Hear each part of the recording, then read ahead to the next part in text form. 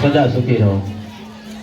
અરે અરે કુમાર વાસુદેવ, આજ સુધી આ મારી દીકરી હતી અને આજે તમારી પત્ની થઈ. અને પત્ની એ તો પતિનું અડધું શરીર હોય છે, માટે પત્નીની રક્ષા કરવી એ સાચા પતિનો ધર્મ છે.